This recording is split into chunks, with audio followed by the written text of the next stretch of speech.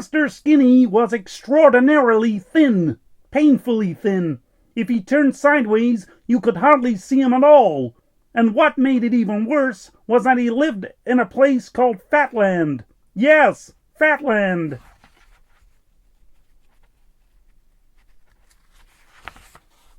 As you can very well imagine, everything and everybody in Fatland was as fat as could be. Not stout, fat.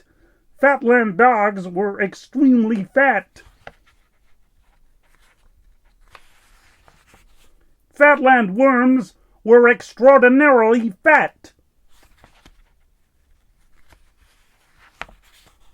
Fatland birds were exceedingly fat.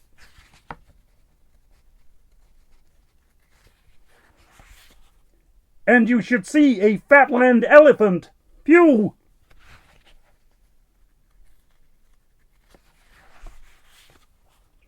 And there, in the middle of all this fatness, lived Mr. Skinny. In the thinnest house you've ever seen. Poor Mr. Skinny. He didn't like being so different from everything and everybody. But there wasn't very much he could do about it. You see, he had hardly any appetite at all. A Mr. Skinny meal was a very meager affair. Do you know what he had for breakfast? 1 cornflake. And for lunch, 1 baked bean. And for tea, nothing. And for supper, the world's smallest sausage. And after that, he felt so full he went straight to bed. In his long, thin bed, in his long, thin bedroom, in his long, thin house in Fatland. Oh, I do so wish I could do something about my appetite, he sighed to himself just before he went to sleep. I think, he thought, that I had better go and see the doctor about it, and he went to sleep. The following morning was lovely.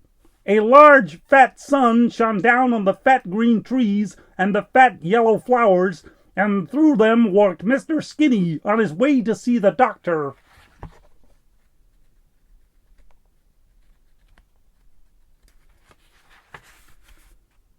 Dr. Plump.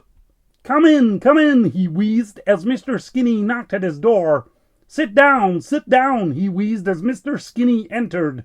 And what, he wheezed, putting his plump fingers together, seems to be the trouble? It's my appetite, explained Mr. Skinny. I'd like to be able to eat more so that I could put on a little weight. Yes, you are rather, how shall I put it, thin, wheezed the doctor, looking at him over his glasses. I know, he continued.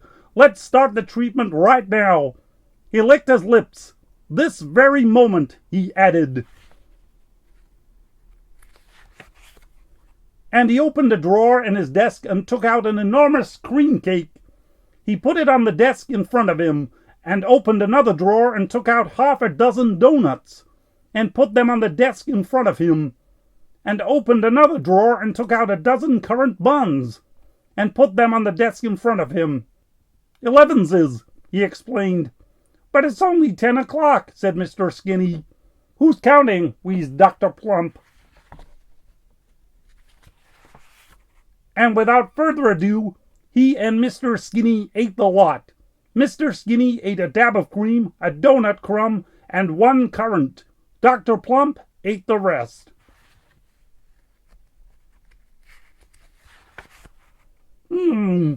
Wheezed Dr. Plump, popping the last currant bun into his mouth and looking at Mr. Skinny. I see, he said, what you mean about your appetite. He thought for a moment. Only one thing for it, he wheezed. This calls for drastic measures, and he picked up his telephone in his podgy fingers and dialed a number.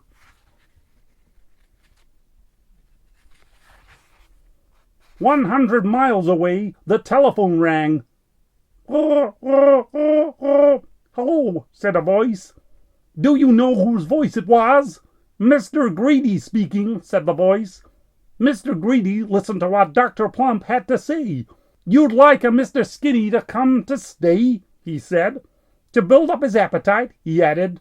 "Delighted," he agreed. And so Mr. Skinny went to stay with Mr. Greedy. He stayed for a month, and during that time Mr. Greedy did manage to increase Mr. Skinny's appetite. And so, at the end of the month, Mr. Skinny returned home, happy. With a tummy. A tummy was something Mr. Skinny had always wanted. I never knew I had it in me, he chuckled to himself. He was feeling so proud of his tummy, he decided to call in and see Dr. Plump on his way home. I say, wheezed Dr. Plump, looking him up and down. Congratulations! Tell you what, he went on, this calls for a celebration. And he opened his desk drawer.